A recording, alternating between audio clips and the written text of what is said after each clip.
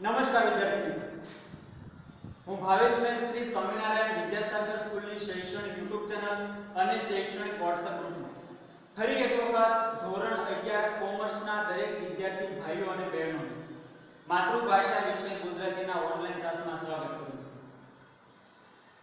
વિદ્યાર્થી મિત્રો, આદેશ ન મળે ત્યાં સુધી આપણે ઓનલાઈન શિક્ષણ કાર્ય કરી રહ્યા છીએ. તમારા ધોરણ 10 ના પરિણામો તમને મળી ગયા હશે. હવે તમે ધોરણ 11 માં પ્રવેશ કરી ચૂક્યા. ધોરણ 11 નો માતૃભાષા વિષયનો સંપૂર્ણ અભ્યાસ આપણે વર્ષ દરમિયાન કરવાના છીએ. તો દરેક વિદ્યાર્થીઓ પાસે ધોરણ 11 ના પાઠ્યપુસ્તકો હોવા જોઈએ. ઉપરાંત પાઠ્યપુસ્તક મળ્યાની સાથે તમારે એમાં વર્ષ દરમિયાન ભણવાના જે ગદ્ય કે પદ્ય છે એનું વાંચન કરી લેવું, એકવાર સમજી લેવા અને પ્રયત્ન કરવો કે કસોટીઓમાં આપણે એમાંથી સારા માર્ક લાવી શકીએ. આજના ક્લાસમાં આપણે ધોરણ 11 માં ગુજરાતીના એકમ નંબર 1 ની વાત કરવા જઈ રહ્યા છે, જેનું નામ છે નાવિક વળતો બોલ્યો. લેખકનું નામ છે, કવિનું નામ છે ભાલણ અને સાહિત્ય પ્રકાર છે પદ, જે ભાલણના પદોમાંથી લેવામાં આવેલું છે. મિત્રો, ત્રણ વસ્તુ ખાસ યાદ રાખજો. કોઈ પણ ગદ્ય પદ્ય હોય એના કવિ લેખકનું નામ, પછી એનો સાહિત્ય પ્રકાર અને સંદર્ભ ગ્રંથનું નામ. કારણ કે તમારે જોડકાના ભાગરૂપે અને એક વાક્યના પ્રશ્નોના ઉત્તર માટે આ વિગત ખૂબ જ અગત્યની છે. વિષયનું નામ છે નાવિક વળતો બોલ્યો, કવિ ભાલણ, સાહિત્ય પ્રકાર પદ અને સંદર્ભ ગ્રંથ ભાલણના પદોમાંથી. ફરજિયાત આવા પ્રશ્નો તમારા પેપરમાં પૂછવામાં આવે છે, એટલે ખાસ અનુક્રમણિકા પણ બધા વિદ્યાર્થી મિત્રો તૈયાર કરજો. આજે આપણે આ ક્લાસ અંતર્ગત કવિ ભાલણનો ટૂંકો જીવન અને સાહિત્યિક પરિચય, ઉપરાંત એમના દ્વારા આપવામાં આવેલું સાહિત્ય સર્જન, આ પદ્ય સાથે સંકળાયેલી શબ્દ સમજૂતી અને એની સાથે સાથે આપણે આ પદ્યનો ભાવાર્થ સમજવાનો છે. પરંતુ જે વિદ્યાર્થી મિત્રોએ હજી સુધી શ્રી સ્વામિનારાયણ વિદ્યાસાગર સ્કૂલની YouTube ચેનલને સબસ્ક્રાઇબ નથી કરી, એ સબસ્ક્રાઇબ કરી લેજો અને બેલ આઇકન દબાવજો, જેથી તમારા ધોરણના દરેક વિડિયો સૌથી પહેલા તમને તમારા મોબાઈલ ઉપર જ મળી રહે. આ ઉપરાંત WhatsApp ગ્રુપના માધ્યમથી પણ તમને વિડિયો અને અન્ય માહિતીઓ મોકલવામાં આવે છે. આ દરેક માહિતી, દરેક વિડિયોનો શરૂઆતથી અંત સુધી પૂરેપૂરો અભ્યાસ કરજો અને જે વિડિયો પસંદ આવે એને લાઈક પણ કરજો. વિષય શિક્ષકો દ્વારા તમને સમયાંતરે ઘણું બધું કામ સોંપવામાં આવે છે. ગૃહ કાર્ય હોય, પાઇકનોટનું કાર્ય હોય, એકમ કસોટીઓને લગતું કોઈ કાર્ય હોય કે શાળાકીય પરીક્ષાઓને લગતું કોઈ કાર્ય હોય. આ દરેક કાર્ય સમયસર કરતા રહેજો, નોંધ શિક્ષકોને મોકલતા રહેજો અને YouTube ચેનલ સાથે ખાસ જોડાયેલા રહેજો. વધારે સમય નહીં લઈએ. અભ્યાસક્રમમાં શું શું છે એ તમારી પાસે પાઠ્યપુસ્તક છે, એના આધારે તમે એકવાર પ્રયત્ન કરશો. આપણે એકવાર તાસ ફાળવશું અભ્યાસક્રમના ગદ્ય પદ્યની ટૂંકી સમજૂતી માટેનો, જેથી આપણને ખબર પડે વર્ષ દરમિયાન આપણે શું શું ભણવાના છે. પરંતુ આજે આપણે શરૂઆત કરીએ એકમ નંબર 1 નાવિક વળતો બોલ્યો. શીર્ષકની પણ આપણે સમજૂતી મેળવીશું, પણ એ પહેલા આપણે કવિ ભાલણનો ટૂંકો પરિચય અને એમનું સાહિત્ય સર્જન સમજી લઈએ. ભાલણનો સમય અંદાજિત 15મી સદી ઉત્તરાર્ધ અને 16મી સદી પૂર્વાર્ધ. ઉત્તરાર્ધ એટલે 15મી સદી પૂરી થવાની તૈયારીમાં, સદી એટલે 100 વર્ષનો સમય, અને 16મી સદી પૂર્વાર્ધ. પૂર્વાર્ધ એટલે શરૂઆત. 16મી સદી શરૂ થઈ અને 15મી સદી પૂરી થઈ, એ બેયના વચ્ચેના સમય દરમિયાન કવિ ભાલણ થઈ ગયા. એનો જીવન સાથેનો સંકળાયેલો પરિચય જોઈએ. ભાલણનું અન્ય નામ પુરુષોત્તમ હતું. ખાસ યાદ રાખજો, ભાલણનું અન્ય નામ પુરુષોત્તમ હતું. એક વાક્યના ઉત્તરમાં આવા પ્રશ્નો પૂછાઈ શકે કવિ લેખકના પરિચયમાં. જ્ઞાતિએ મોઢ બ્રાહ્મણ હતા. અટક ત્રવાડી હતી, એમનું વતન પાટણ હતું. અટક એ ત્રવાડી મૂળ નામ અથવા એનું એક નામ. પુરુષોત્તમ હતું, જ્ઞાતિએ મોઢ બ્રાહ્મણ હતા અને પાટણ એમનું વતન. સંસ્કૃત તેમજ બ્રજ ભાષાનું જ્ઞાન ધરાવતા હતા. સંસ્કૃત ભાષા એ જાણતા હતા અને બ્રજ ભાષા પણ તે જાણતા હતા. દશમ સ્કંધ આ પુસ્તકમાં આવતા બ્રજ ભાષાના પદ કવિએ પોતે રચેલા હોય એવું લાગે છે. દશમ સ્કંદ કવિ ભાલણ દ્વારા આપવામાં આવેલો ગ્રંથ છે. એમાં જે વિશેષ સામગ્રી મળે એ બધી બ્રજ ભાષામાં લખાયેલી છે અને આ વિશેષ સામગ્રી બધી કવિએ પોતે રચેલી હોય એવું લાગે છે. ગુર્જર ભાષા તરીકે ગુજરાતી ભાષાને ઓળખાવનાર ભાલણ ગુજરાતી કવિતામાં કડવાબદ્ધ આખ્યાનોનો સ્થિર પાયો નાખવાનું કાર્ય કર્યું છે. ગુર્જર ભાષા તરીકે ગુજરાતી ભાષા ઓળખાય છે કોણે? કવિ ભાલણે. અને કવિતામાં કડવાબદ્ધ આખ્યાનોનો સ્થિર પાયો નાખવાનું કાર્ય કર્યું છે. આપણી શ્રીમદ ભગવદ ગીતા છે એ અધ્યાય પ્રમાણે છે. એમ કોઈ પણ આખ્યાન હોય તો એ કડવા પ્રમાણે કડવાબદ્ધ લખાયેલું હોય. તો કડવાબદ્ધ આખ્યાનો લખવાનું કામ સૌથી પહેલા કવિ ભાલણે કર્યું છે. એમના આખ્યાનોમાં પહેલી વખત ઉતરો કે વલણ વગરના કડવા જોવા મળે છે. સૌથી પહેલા આખ્યાનોમાં ઉથલો અને કડવા જોવા મળતા હોય તો એ કડવા વગરના આખ્યાનો જોવા મળતા હોય તો એ કવિ ભાલણ દ્વારા લખાયેલા. એથી જ તે આખ્યાનના પિતા તરીકે ઓળખાય છે. ખાસ યાદ રાખજો, આ પ્રશ્ન વારે વારે પરીક્ષામાં પેપરમાં પૂછાય છે. આખ્યાનના પિતા તરીકે ગુજરાતી સાહિત્યમાં કે ગુજરાતી ભાષામાં કોણ જાણીતો છે? કવિ ભાલણ. આખ્યાનના પિતા તરીકે. પૌરાણિક આખ્યાનોમાં તેઓ મૂળ કથાને વફાદાર રહે છે. પૌરાણિક જૂના સમયમાં બની ગયેલી કથાઓ જ્યારે એના ઉપર આખ્યાનો કવિ ભાલણ લખે છે ત્યારે મૂળ કથાને વફાદાર રહે છે. એટલે કે એમાં વધારે કોઈ એવો સુધારો નથી કરતા કે જે કથા સાથે સંકળાયેલું ન હોય. મુખ્યત્વે આખ્યાન કવિ, પદ કવિ અને અનુવાદક તરીકે જાણીતા છે. ગુજરાતી ભાષામાં ભાલણ છે આખ્યાન કવિ તરીકે, પદ કવિ તરીકે અને એક અનુવાદક તરીકે જાણીતા બનેલા છે. એમનું દ્વારા આપેલા કેટલા આખ્યાનોના નામ આપણે જોઈએ. ખાસ યાદ રાખજો કયા કયા આખ્યાનો કવિ ભાલણે લખાયેલા છે, કયા કયા આખ્યાનો પ્રેમાનંદે લખેલા છે. નળાખ્યાન, જાલંધર આખ્યાન, ધ્રુવાખ્યાન, ચંડી આખ્યાન, મૃગી આખ્યાન, રામવિવાહ આ બધા જ આખ્યાનો કવિ ભાલણે લખેલા છે. અને તેમની યશોદાઈ કૃતિ કાદંબરી તેમજ દશમ સ્કંદ અને રામ બાલચરિત સવિશેષ ધ્યાન પાત્ર છે. આપણે આ નામ ઘણીવાર સાંભળેલા પણ હશે, કારણ કે ઘણીવાર આ આખ્યાનોનું વાંચન પણ થતું હોય છે. હવે અહીંયા જે પદ મૂકવામાં આવેલું છે એમાં કવિ ભાલણે શું વાત કરી છે ઝડપથી ટૂંકી માહિતી મેળવી લઈએ. પ્રસ્તુત કાવ્યના કેન્દ્રમાં એમના વાલ્મીકી રચિત રામાયણનો કેવટ પ્રસંગ જ્યારે અયોધ્યાથી વનવાસ જવા નીકળેલા રામને ગંગા નદી ઓળંગવી છે ત્યારે એને હોડીની જરૂર પડે છે. લક્ષ્મણ સીતાને બેસાડવામાં નાવમાં બેસાડવા નાવિક તૈયાર છે. આપણે જાણીએ છીએ રામાયણના પ્રસંગથી. વાલ્મીકી રચિત રામાયણમાં કેવટનો પ્રસંગ આવે છે.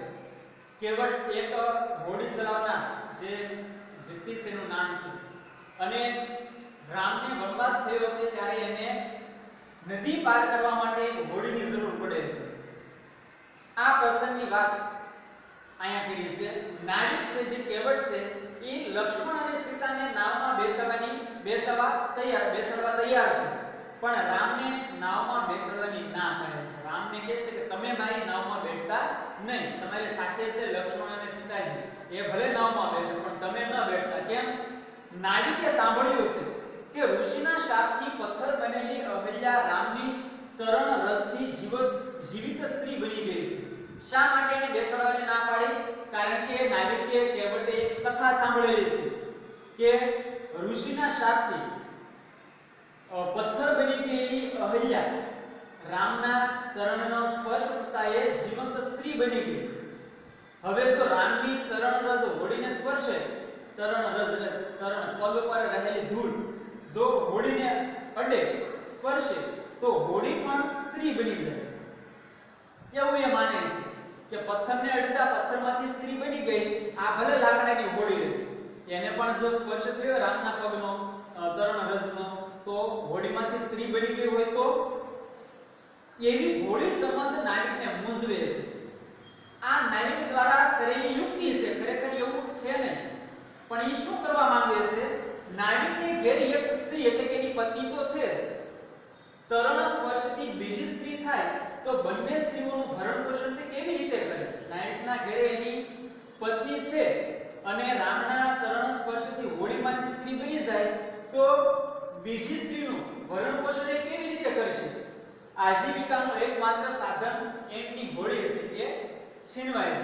છે એમની આજીવિકા માટેનું સાધન હોય તો એ માત્ર એમની આ હોડી વિકાસ આજીવિકા છે ઈ જેની પાસેથી છીનવાય જાય કઈ રીતે કેમ કે એમાંથી સ્ત્રી બની ગઈ તો એ પછી કરશે શું ગુરુ વિશ્વામિત્ર નાવિકની મૂંઝવણ દૂર કરવા વચ્ચેનો માર્ગ કાઢે છે ગુરુ વિશ્વામિત્ર નાવિકની મૂંઝવણ દૂર કરવા માટે વચ્ચેનો માર્ગ કાઢીને શું કહેશે તેઓ નાવિકને ગંગાજળથી રામના પગ ધોવા કહે છે તમે ગંગાજળ વડે રામના પગ ધોવો જેથી રજ ધોવાય જાય એના પર ચોંટેલી ધૂળ છે એ ધોવાય જાય ચરણ સ્વચ્છ બને ચરણ સ્વચ્છ થાય અને હોડી સ્ત્રી બનતા બચી જાય એના પગ ધોવાય જાય ધૂળ બધી ધોવાય જાય એટલે સ્વચ્છ થઈ જાય અને હોડીમાંથી સ્ત્રી બનતી બચી જાય અંતે ઘોડો નાવિક છે પ્રભુના પગ ધોવાય છે તો નાવિક રામના પગ ધોવે છે અને સંતોષ પામે છે કેમ કે આ બધું એમનું એક નાટક હતું એ રામના પગ ધોવા માંગતો હતો મૂંઝાતા નાવિકનું ભોળપણ પરોક્ષ રીતે શ્રી રામના ચરણ ધોવાની હોશિયારી આ એની આવડત હતી આડકત રીતે ડાયરેક્ટ રામને કે મારે તમારા પગ ધોવા છે તો કોઈ કાળે રામ એમને પગ ધોવા ન દે પણ એમને યુક્તિ વિચારી જેથી રામના પગ ધોવાનું આ કાર્ય એમને મળ્યું એમની હોશિયારી મધ્યસ્થ વિશ્વામિત્રની કુનેહ અને સર્વજ્ઞ શ્રી રામનું માર્મિક હાસ્ય આખ્યાન ખંડને રસપ્રદ બનાવે છે વચ્ચેનો રસ્તો કોણે કાઢ્યો વિશ્વામિત્રએ કે તમને નાવમાં બેસવા પણ મળે અને તમારી નાવિકની હોડી છે સ્ત્રી પણ ન બને તો આ એની પુણ્ય ભર્યું કામ પુણ્ય અને રામનું સર્વજ્ઞ શ્રી રામનું માર્મિક હાસ્ય પણ આપણને આખ્યાનમાં જોવા મળશે જે આખ્યાનને રસપ્રદ બનાવે છે ઝડપથી આના શબ્દો આપણે જોઈ લઈએ દરેક વિદ્યાર્થીઓએ પાઠ્યનોટ બનાવતી વખતે સ્વાધ્યાયના પ્રશ્નોની નોંધ કરતા પહેલા દરેકે શબ્દાર્થ રૂઢિપ્રયોગો આવતા હોય તો રૂઢિપ્રયોગ તળપદા શબ્દો વિરુદ્ધાર્થી શબ્દો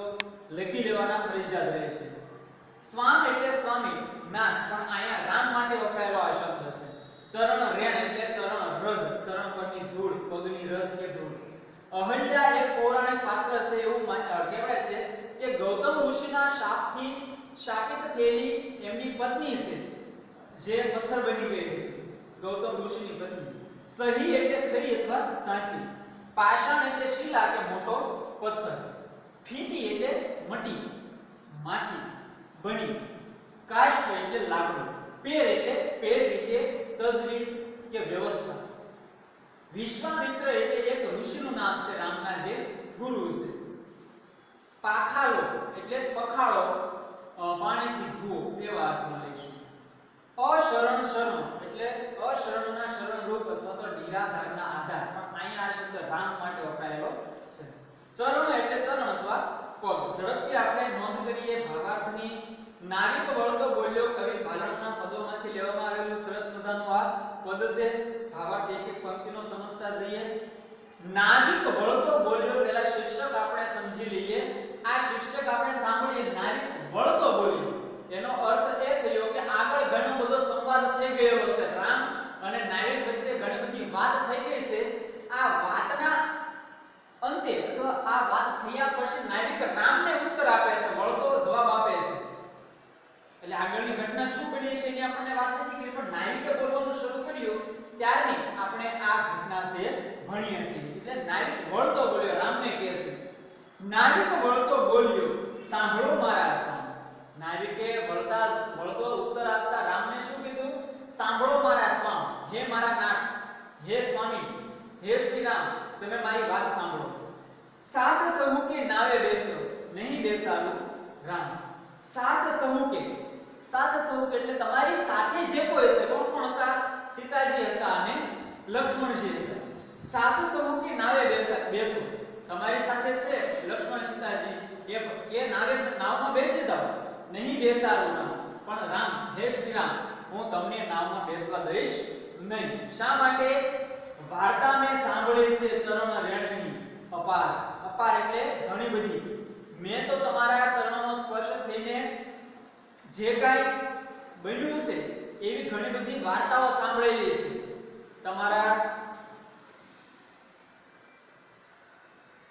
ચરણ રેણથી બનેલી વાર્તાઓ મેં ઘણી બધી સાંભળેલી, જેમાં ચરણની રજનો સ્પર્શ થતા કંઈક અજુગતું બન્યું હોય। અહલ્યા તા થઈ સ્ત્રી સહી પાષાણ પીટી નાર। પાષાણ એટલે પથ્થર, પીટી એટલે મટી, નાર એટલે સ્ત્રી। પથ્થર મટીને નારી બની ગઈ કોણ? અહલ્યા, ગૌતમ ઋષિની શાપિત પત્ની। ગૌતમ ઋષિએ શાપ આપેલો એટલે એમની પત્ની અહલ્યા છે એ પથ્થર બની ગયેલી। રામના ચરણોનો સ્પર્શ થતા પથ્થરમાંથી ફરીથી નારી બની જાય છે, સ્ત્રી બની જાય છે। આજીવિકા મારી એ છે, મારી આજીવિકા એ આ મારી નાવ છે।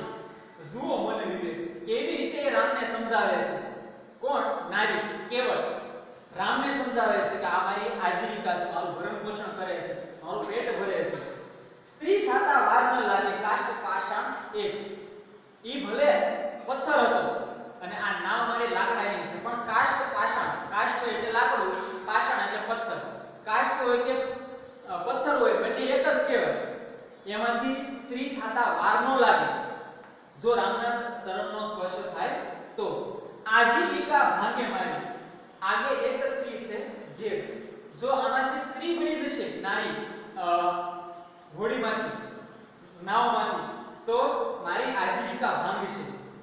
મારે એક પત્ની તો ઘેરે પહેરેથી છે જ, બે મળીને શું જમે?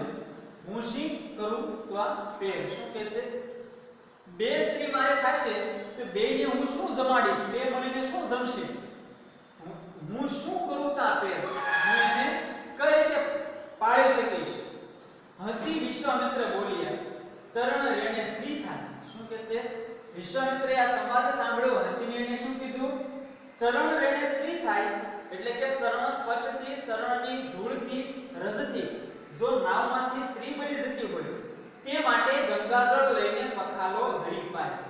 જો આવું તમારે ન થવા દેવું હોય તો ગંગાજળ મંગાવો અને એના વડે પખાલો પાય, એટલે કે ભગવાન શ્રી રામના તમે પગ ધુવો, ચરણ ધુવો એટલે તમારું આ જે મૂંઝવણ છે દૂર થઈ જાય। હસીને હરી બેઠા, હેઠા બેઠા, ભગવાન શ્રી રામ બધું સમજી ગયા કે આ શું કહેવા માંગે છે, એટલે હવે કોઈ ઉપાય નથી। હસતા હસતા રામ છે એ નીચે બેઠે છે, પોતાના ચરણ કેવળ સરળતાથી ધોઈ શકે।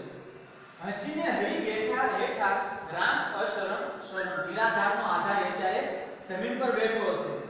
નાવિકે ગંગાજળ લઈને પખાલ્યા હતા ચરણ, નાવિકે ગંગાજળ મંગાવ્યું અને એના વડે ભગવાન શ્રી રામના ચરણ એ ધુએ છે। વિદ્યાર્થી મિત્રો, આની સાથે સંકળાયેલું બીજું એક ભજન પણ તમે સાંભળ્યું હશે। અહીંયા જો તમને વિદ્યાર્થી શિક્ષક પ્રવૃત્તિમાં પણ કહેવામાં આવેલું છે,